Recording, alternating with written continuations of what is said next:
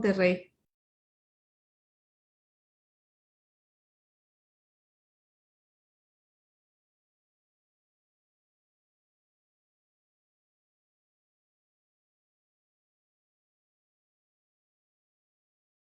Dos, tres. Hola, buenos días. Soy Leticia Irigoyen, coordinadora de la Ventanilla de Salud del Consulado General de México en El Paso. Bienvenidos a la Semana Binacional de la Salud que se lleva a cabo en todos los consulados del país durante el mes de octubre, incluyendo aquí El Paso. El día de hoy lo dedicamos a la prevención y tratamiento de enfermedades que sufren con mayor frecuencia los hombres. Cuando hablamos de las enfermedades más comunes entre los hombres, automáticamente nos viene a la mente el cáncer de próstata, por ser una condición que afecta exclusivamente al hombre, pero la población masculina no está exenta de otras enfermedades como son el cáncer colorectal, diabetes, alta presión, enfermedades cardíacas y hasta depresión, las cuales afectan de igual manera a las mujeres, pero aquí la diferencia está en que está comprobado que el hombre tiende a visitar al médico con menor frecuencia y muchas veces cuando las enfermedades se encuentran en una etapa avanzada. Pero para hablar sobre este tema hemos invitado al médico urólogo Fernando Mendoza, quien tiene su práctica privada en Ciudad Juárez. El doctor Mendoza cursó la carrera de medicina en la Universidad Autónoma de Guadalajara y su especialidad en neurología la realizó en el IMSS de Monterrey. Bienvenido a este espacio informativo de la Ventanilla de Salud, doctor Mendoza, y gracias por aceptar ser parte de este evento binacional de la salud. ¿Cómo se encuentra el día de hoy, doctor? Hola, muchas gracias por la invitación. Yo, pues encantado de aquí de participar. Muchas gracias. El doctor nos va a presentar nos va a hacer una presentación por PowerPoint, así que estamos listos para compartir esa información, doctor, cuando usted guste. Okay. ¿Ya se ve? Sí, la estamos viendo. Muchas gracias. Ok, bueno, pues buenos días. Vamos a hablar de pues, los principales pues, motivos de consulta aquí en la consulta de urología. Elegí 3 temas que vienen siendo hiperplasia de próstata, cáncer de próstata y disfunción eréctil, que vienen siendo pues, lo de todos los días que vemos aquí en la consulta de urología. Para empezar, vamos a empezar con la hiperplasia de próstata, o sea, el crecimiento de la próstata. La gente a veces le llama próstata inflamada. Para empezar, pues bueno, tenemos que aquí la próstata es un órgano que está inmediatamente debajo de la vejiga. La próstata abraza, rodea la uretra. Es por eso que con el crecimiento, pues, ocasiona distintos síntomas en la forma de orinar en el hombre. El peso aproximado se calcula con el ultrasonido. Entonces, tenemos que lo normal, una persona pues menor de 40 años tiene un peso aproximado de 15 a 20 gramos. Conforme aumenta la edad, toda la vida, por el estímulo de la testosterona, el hombre pues toda la vida le va a seguir creciendo la próstata. En cuanto a para qué sirve la próstata, pues tenemos que nos ayuda para la continencia urinaria y bueno, también produce el 30% pues, de lo que viene siendo la eyaculación, el 65% viene de las vesículas seminales y solamente un 5% va a venir del testículo, que vienen siendo los espermatozoides. Otras sustancias que produce la próstata es, por ejemplo, el ácido cítrico, el zinc, produce agua, son sustancias para evitar que haya o que sea más difícil que haya una infección en este órgano. Otra cosa muy importante que produce también es el antígeno prostático, que más adelante vamos a hablar de él. En cuanto a la hiperplasia prostática, pues tenemos que aquí la próstata tiene distintas zonas. La próstata tiene una zona periférica, una zona central y una zona de transición. Es esa zona que vemos en gris más oscuro. Esa es la zona que con la edad va a empezar a crecer y es la que ocasiona los síntomas obstructivos en el hombre para orinar. En cuanto a la epidemiología de la hiperplasia, más o menos la mitad de los hombres va a presentar síntomas. Hay hombres que tienen más síntomas que otros, hay próstatas más grandes que otras, y hay próstatas pequeñas, por ejemplo, que por dentro están obstructivas. Entonces, aquí va a depender individualizar cada paciente para su tratamiento, ¿verdad? Otros factores que intervienen aquí en el crecimiento de la próstata, uno muy importante es el síndrome metabólico, o sea, pues la obesidad, la diabetes, estas enfermedades pues van a causar una inflamación crónica que va a hacer que la próstata siga creciendo y pues dé más síntomas.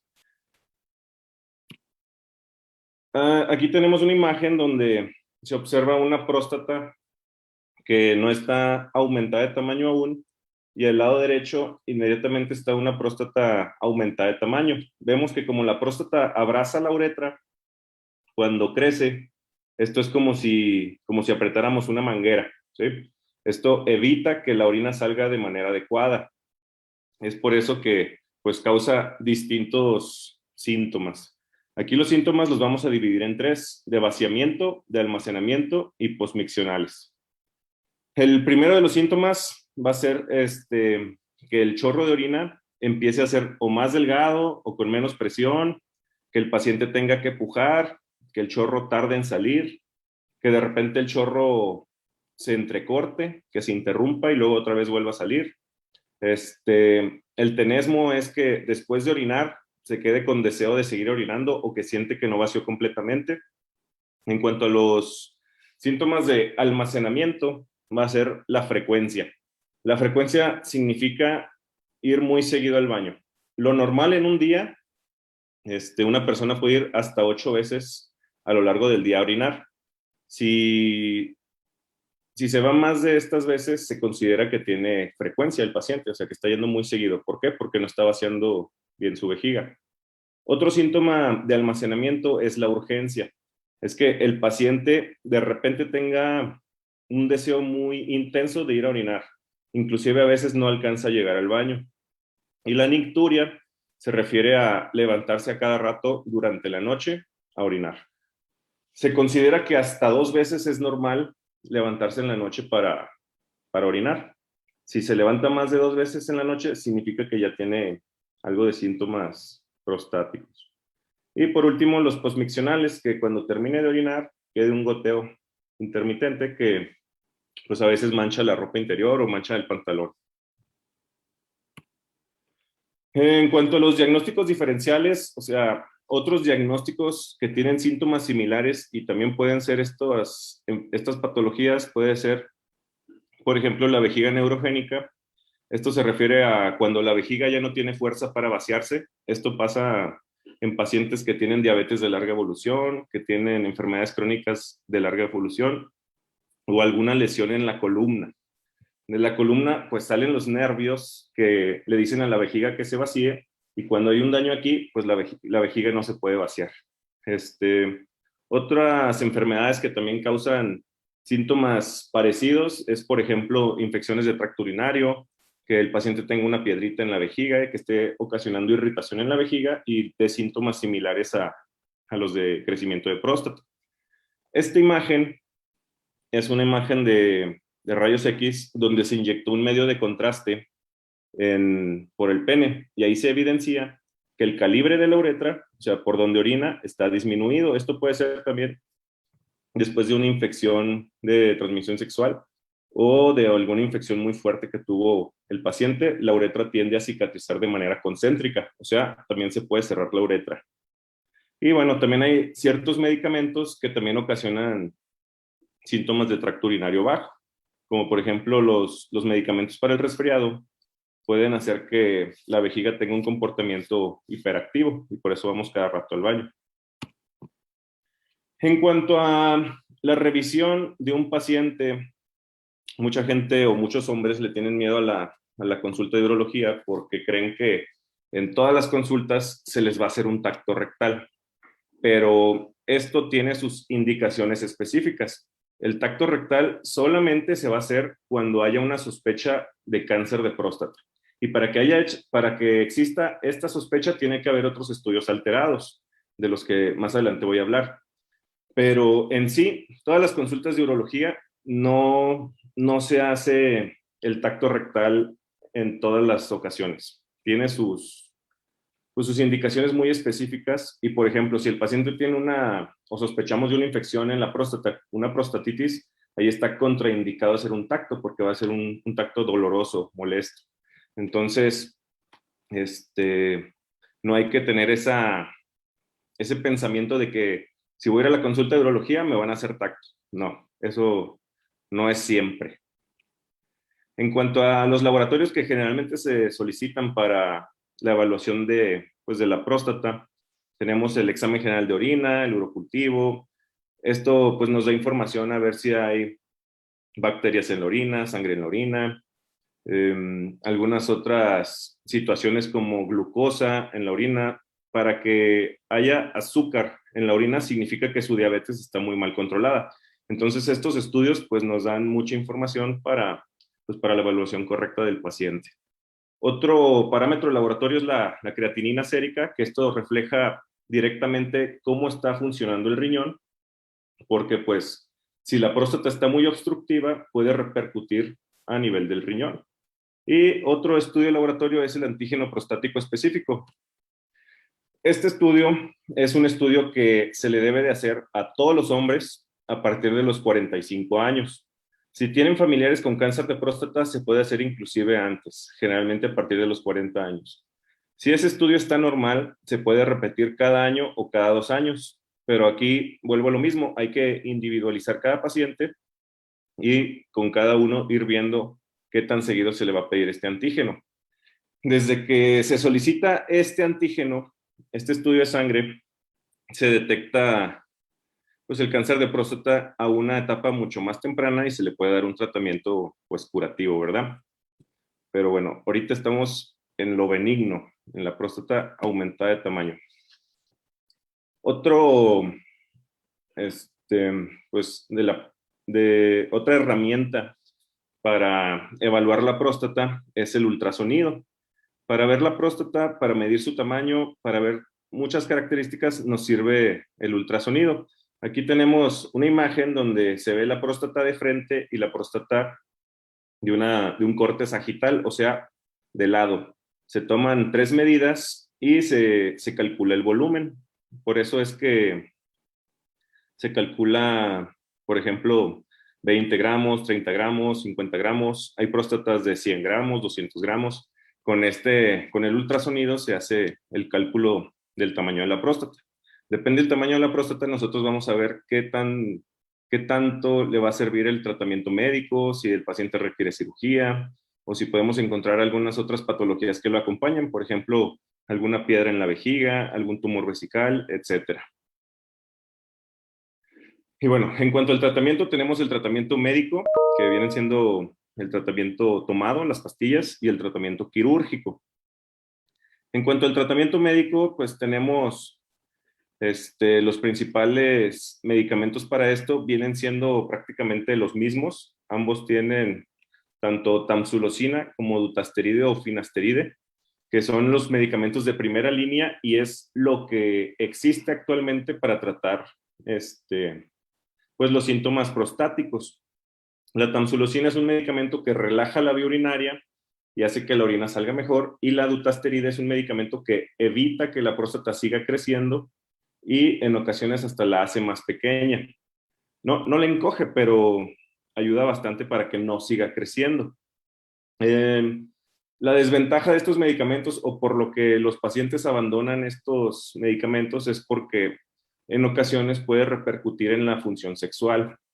Hay pacientes que pues, presentan impotencia, disfunción eréctil, o cuando tienen relaciones con estos medicamentos, como la vía urinaria está relajada, no hay eyaculación.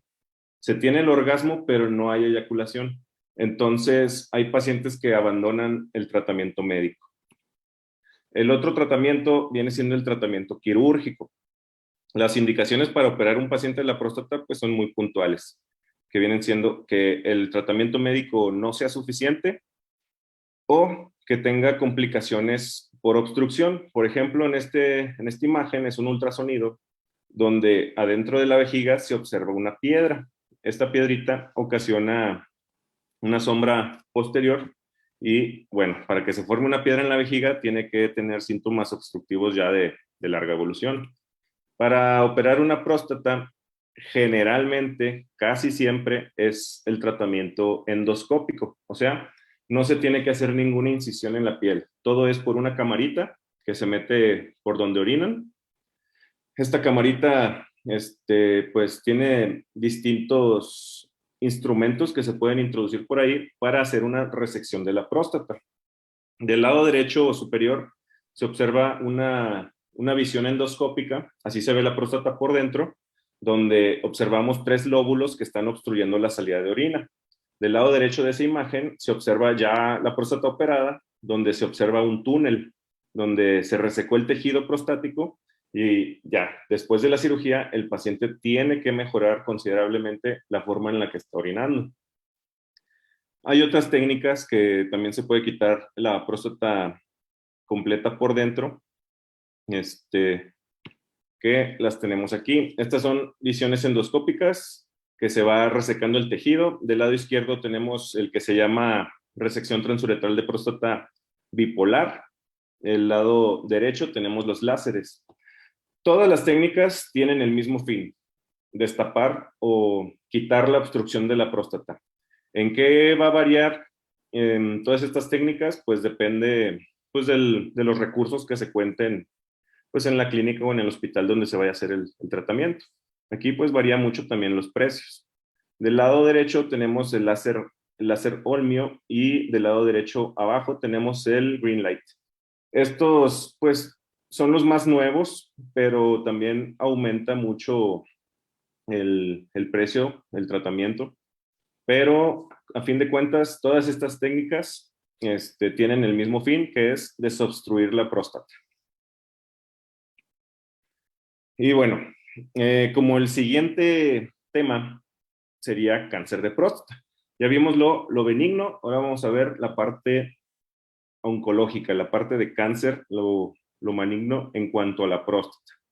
En cuanto a la epidemiología, pues vemos que este cáncer es el 11% de todos los cánceres en los hombres y es el 9% de las muertes por cáncer va a ser por cáncer de próstata. En México, 50 de cada 100,000 habitantes va a tener esta tasa de mortalidad, que es una tasa pues bastante elevada comparada con otros lugares. Los factores de riesgo vienen siendo prácticamente de herencia o genéticos. Se habla también de que, pues, una dieta rica en carnes rojas, en alimentos que tengan mucho sodio, influyen la obesidad, el síndrome metabólico, influye en una mayor incidencia de cáncer de próstata, pero aquí prácticamente los mayores factores de riesgo son genéticos. O sea, si se tiene un familiar de primer grado, por ejemplo, hermano o padre con cáncer de próstata, el riesgo de tener cáncer de próstata es el doble. Si tenemos 2 familiares o más, ahí ya se puede hablar hasta de un cáncer de próstata familiar, que el riesgo de tener cáncer de próstata es de 5 a 11 veces más que la población en general. También hay casos esporádicos que no tienen ningún familiar con cáncer de próstata. Y bueno, para prevenir todo esto, pues tenemos pues la prevención consiste en acudir a la consulta con el urólogo a temprana edad, no esperarse ya hasta que tenga síntomas. Por ejemplo, de los 40 a los 45 años, hacerse el estudio de sangre. El estudio de sangre que mencioné anteriormente, que viene siendo el antígeno prostático específico. Este antígeno es el estudio en sangre que nos lo van a reportar de 0 a 4 unidades. Si el antígeno sale dentro de ese rango, no hay ningún problema y el antígeno se puede repetir cada año, cada 2 años. Si este antígeno sale arriba de 4, si sale alterado, ahora sí, ahí hay que hacer más investigación. Ahí es cuando está indicado hacer un tacto rectal. Si el tacto rectal está sospechoso, eso pues va a ser una indicación para realizar una biopsia. ¿Qué es una biopsia? Quitar un pedacito de próstata y mandarlo a analizar. En cuanto al tacto rectal, normalmente la próstata se tiene que sentir, bueno, mencionan que como la punta de la nariz, ¿sí? Si se siente de una consistencia blanda la próstata, generalmente es un crecimiento benigno. Si la próstata se siente como la corteza de un árbol, ahí ya nos habla de una alta sospecha de un cáncer, de un nódulo maligno. Y bueno, si tenemos un tacto rectal sospechoso y el antígeno elevado, pues se tiene que hacer una biopsia. Hacemos la biopsia. Si se confirma el diagnóstico, ahí ya tenemos que estadificar el paciente.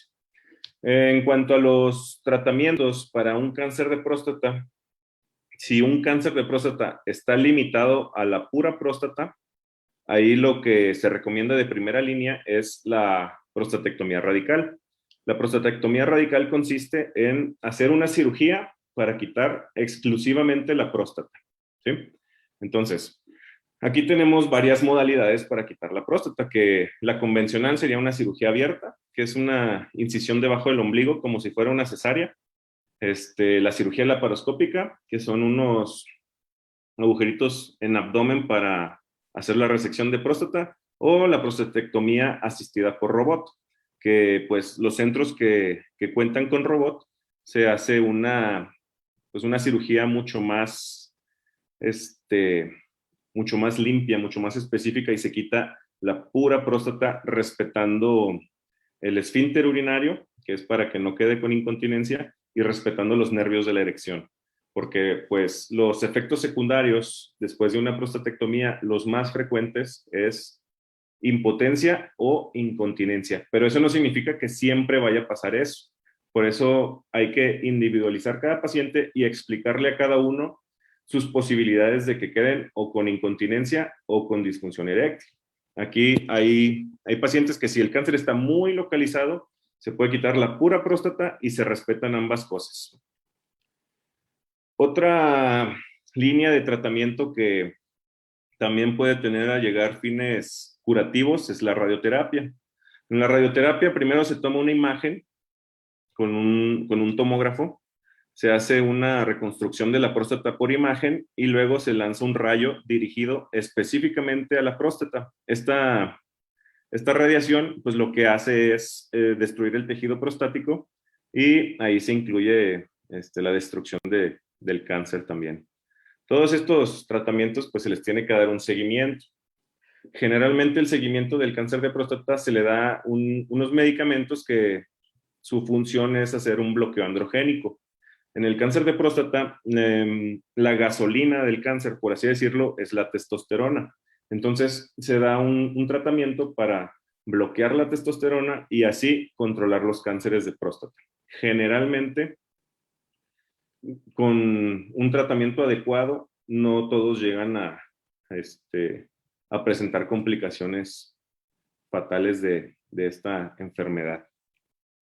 Y bueno, por último, el último tema de la consulta, que es también algo que se ve todos los días en la consulta, es sobre la disfunción eréctil.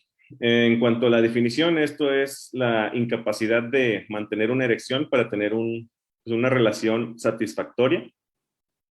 Vamos a tener que hay muchos grados de disfunción. Y bueno, en cuanto a los tipos de erecciones, vamos a tener tres: la reflexogénica, psicogénica y la nocturna. La reflexogénica es cuando se hace un estímulo directamente.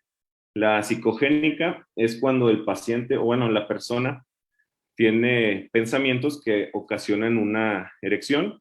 Y bueno, tenemos las erecciones nocturnas, que es algo totalmente fisiológico. Durante la noche, un hombre puede tener más o menos unas 6 erecciones sin que se dé cuenta. Lo único que se da cuenta es pues en la mañana. En cuanto a la epidemiología de la disfunción eréctil, la vamos a tener que, por grupo de edad, entre más joven, pues es menos frecuente, y con la edad va aumentando esta incidencia de disfunción o que el paciente no esté satisfecho con sus erecciones. Los factores de riesgo para tener disfunción eréctil, aquí principalmente va a ser pues las enfermedades crónico-degenerativas, por ejemplo, la diabetes. El hecho de tener la glucosa, el azúcar elevada en sangre, va lastimando los nervios. Entonces, al lastimarse los nervios de la erección, el paciente muy difícilmente va a responder a tratamiento médico. Pero bueno, hay estrategias y tratamientos distintos para cada tipo de paciente. Otro factor que afecta directamente la erección es las enfermedades cardiovasculares como la hipertensión. Una hipertensión mal controlada va a hacer que el paciente no pueda tener una erección satisfactoria. Otras enfermedades como la insuficiencia renal crónica, o sea, la falla del riñón, enfermedades endócrinas, trastornos psiquiátricos como ansiedad y depresión, también afectan directamente a la erección. Hay pacientes que tienen depresión o mucha ansiedad y aunque estén bien orgánicamente, el factor psiquiátrico va a afectar directamente a la erección. Otro problema que afecta también directamente a la erección es el tabaquismo. El tabaquismo, el hecho de fumar, hace que las arterias pequeñas que irrigan el pene, pues se vayan obstruyendo. Y para lograr una erección, pues el pene se tiene que llenar de sangre. Entonces, todos estos factores de riesgo hacen que el pene tenga una mala circulación y no se obtenga una adecuada erección. Y bueno, aquí está un corte pues del pene.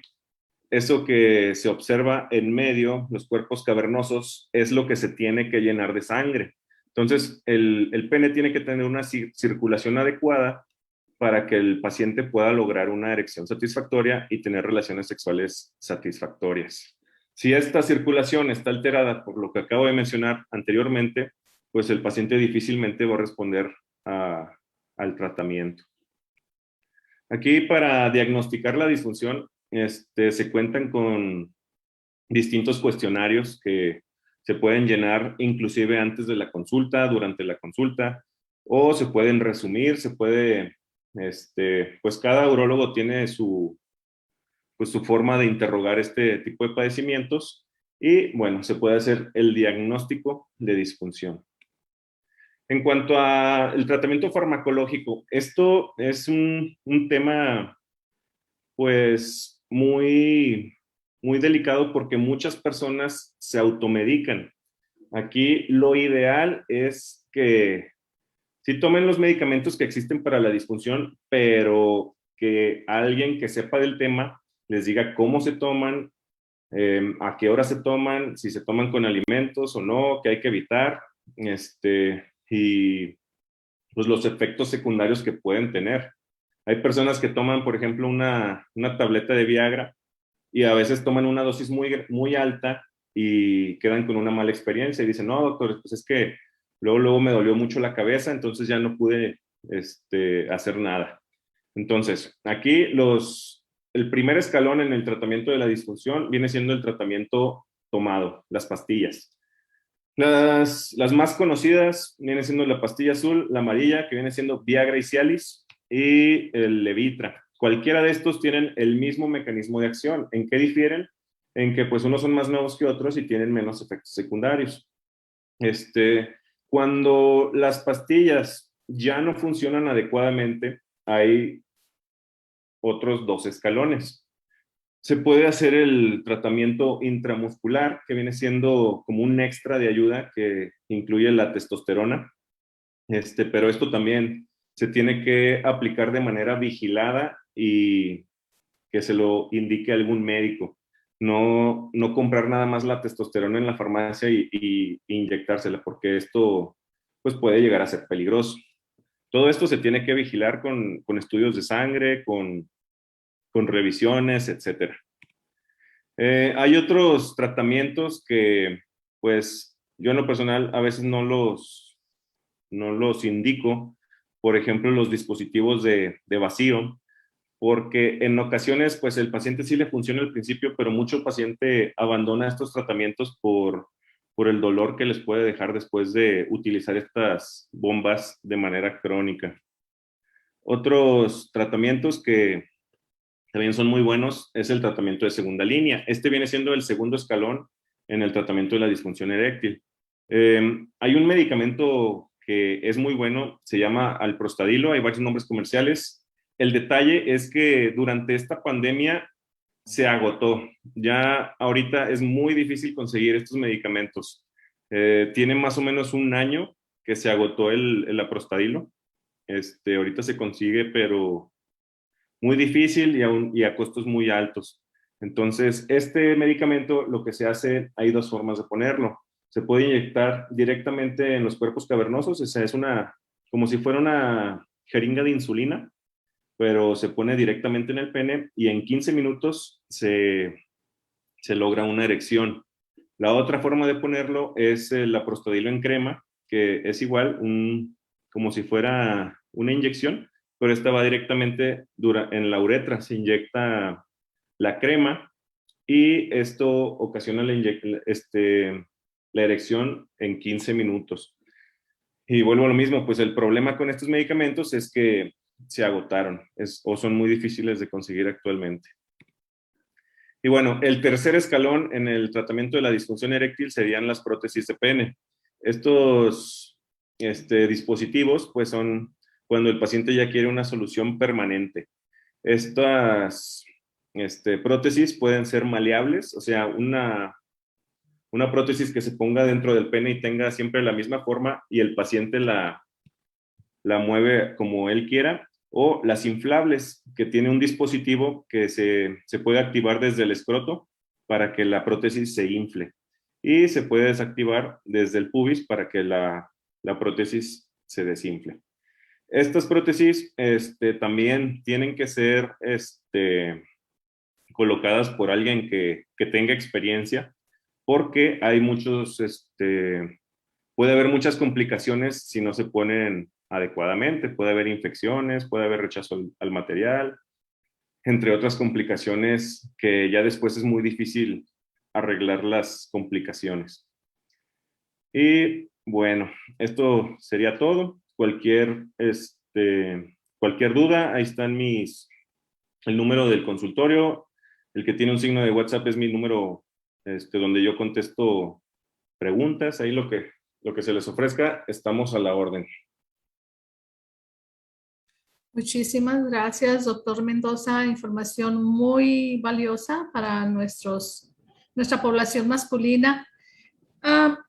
Yo tengo una preguntita. Bueno, es más bien recapitulizar la información que usted nos dio. Sabemos, por lo que nos dijo, que el cáncer de próstata, pues, se da principalmente por genética. En esos casos, usted recomienda que si en la familia hay casos de cáncer de próstata, se realicen un examen preventivo, ¿verdad? Entre los 40 y 45 años. Sí, generalmente en las guías está establecido que a partir de los 45 años, todos los hombres se hagan A el partir de los antígeno 45. una vez al año. Si hay un familiar de primer grado, o sea, que viene siendo el papá o hermano con cáncer de próstata, desde los 40 años. ¿Sí? Y hay factores de riesgo, por ejemplo, hay una enfermedad que se llama cáncer familiar de próstata, ahí sí se puede hacer desde antes, ¿sí? Pero generalmente así como para fines prácticos a partir de los 40 años. ¿Hay algún examen genético que nos pueda determinar, ayudar a determinar si hay ese riesgo, ese factor de riesgo en la Sí, familia? Por ejemplo, en los casos en que pues hay hombres que no conocen a sus papás o no tienen, nunca lo conocieron, no saben cuál es el historial médico en esos casos. sí hay exámenes genéticos, pero esos solamente están indicados ya que tiene el diagnóstico, porque hay cánceres más agresivos que otros. Pero igual, para fines prácticos, nada más es el antígeno prostático, el que se solicita en sangre, y es a partir de los 40 años. En pacientes que ya tienen un diagnóstico de cáncer de próstata, hay ocasiones que sí se recomienda el examen genético para ver si es un tipo más agresivo, ¿sí? Pero vuelvo a lo mismo, con que se hagan el antígeno prostático y sale normal, se lo pueden ir repitiendo cada año, cada 2 años, depende de lo que les diga su urólogo. Es muy importante hacerse estos exámenes definitivamente. quise hacer esta presentación porque generalmente a las mujeres sí siempre nos están detrás de nosotros, siempre hay servicios, siempre hay anuncios, programas, donde nos están pues motivando a hacernos nuestros exámenes, ¿verdad? De la mamografía, ¿cómo se llama aquí? El de cáncer de uterino, y casi nunca vemos esos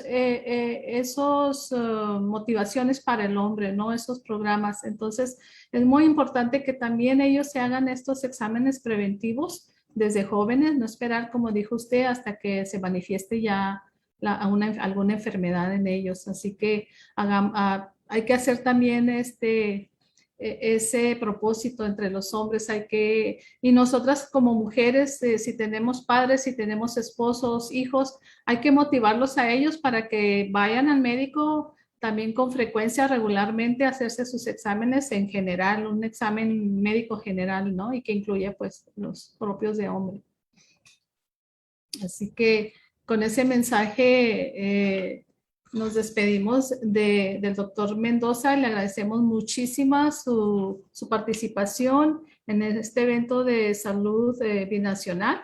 Y voy a hacer un pequeño anuncio sobre los diferentes eventos que tenemos en el futuro, en esta semana próxima, que es ya la tercera semana del evento de salud binacional aquí en el consulado. Vamos a continuar el lunes. Tenemos una feria de salud y entrega de despensas para las primeras 75 familias en el Centro Comunitario Socorro Ramírez. El martes seguimos con el Día de Enfermedades del Corazón, con exámenes preventivos y mesas informativas aquí en el consulado de 9 a.m. a 12 p.m. Y el miércoles llevaremos a cabo una caminata para conmemorar el mes de la concientización sobre el cáncer de seno. Esto va a ser en la Escuela Guillén Middle School, ubicada en el 900 Sur Cotton. Es de 4 a 6:30.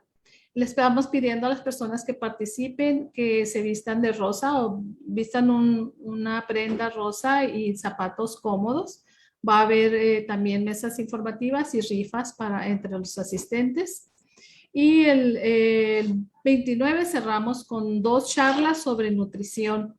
Así que están cordialmente invitados, ya sea a venir de manera presencial o hacerlo de manera virtual a través de las charlas que vamos a continuar teniendo.